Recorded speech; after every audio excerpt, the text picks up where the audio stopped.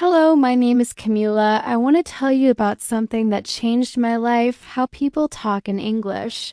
When I first started learning, I thought I just needed to understand grammar and vocabulary, but soon I realized there's a secret rhythm. Bidam tajdish is a secret rhythm.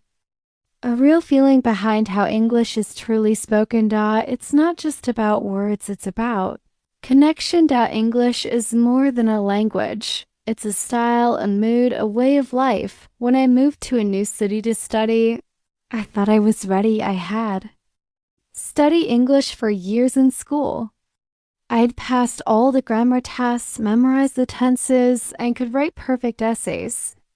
But then something strange happened. I went to a coffee shop and tried to order. The woman at the counter smiled and said, "Hey, what can I get started for you?"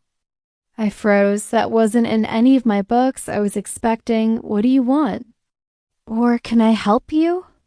But this was different. That day I realized people don't talk like textbooks. They use small words.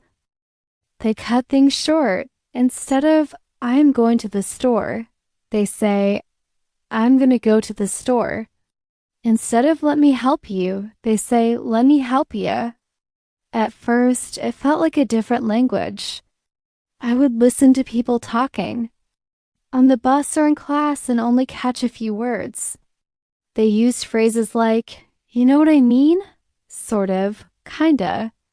"No worries, I'm down for that." I was confused, but also curious. So I started to listen carefully, not to grammar, but to how people speak. Every morning, I listened to podcasts with real conversations. I watched English vlogs, not movies. I paid attention to how friends laughed, interrupted each other, changed topics, or even used their hands. Soon I started to copy them. I practiced saying things like, "Hey, what's up?" instead of, "Hello, how are you today?" "I'm good, thanks, you?" instead of, "I am fine, thank you, and you?" And the more I did this, the more people responded naturally. I wasn't just a student anymore. I was part of the conversation. That's when I understood the first rule. To speak real English, you have to learn how people actually talk, not from a book, not from an exam, but from real life, real voices, real stories. After I started understanding the real words people use in daily life, I noticed something even more surprising. It wasn't just what people said. It was how they said it. Let me explain. One day, I was sitting with a friend named Julia. She was a native English speaker, and we were having coffee. I told her a joke I had practiced in English class. It was a clean, well-structured joke. But when I finished telling it, she just smiled politely. Then she told me a story about her neighbor's dog. The words were simple, but the way she spoke, her voice, her expressions, her hand movements made everyone laugh out loud. That's when I realized something important. Tone is everything. In English, tone shows feelings. You can say the same sentence in many different ways and it will have different meanings. For example, she said, "Really?" 3 times, but each time it meant something new. The first time she said it with wide eyes and a smile. That meant she was surprised. The second time she said it with a slow voice and a frown. That meant she didn't believe me. The third time, she laughed while saying it. That meant she found something funny. Same word, but different meanings. So I began to focus on how people sound, not just what they say. I recorded my voice and listened to it. I tried to copy the rising and falling tone that I heard in YouTube videos and conversations.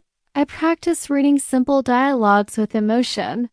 "Oh no, I forgot my keys." Worried, "Wow, that's amazing." Excited, I'm not sure about that." Thinking, at first I felt silly. I wasn't used to moving my voice so much. In my native language, we speak in a flatter tone. But in English, it's full of color like music. Then something interesting happened. One day in class, I answered a question with a more natural tone. The teacher smiled and said, "Now you sound like a native speaker." That was the best feeling in the world. From then on, I practiced not only grammar and words, but also tone, emotion, feeling. I started to notice sarcasm, jokes, and kindness just from someone's voice. I also became better at expressing myself. People understood me more. They listened more. They laughed with me, not just at what I said, but how I said it. It made me feel powerful. Not because my English was perfect, but because it was alive. That's when I learned the second big truth. If you want to speak English like real people, you have to learn their rhythm and feeling, not just their grammar. English is not robotic.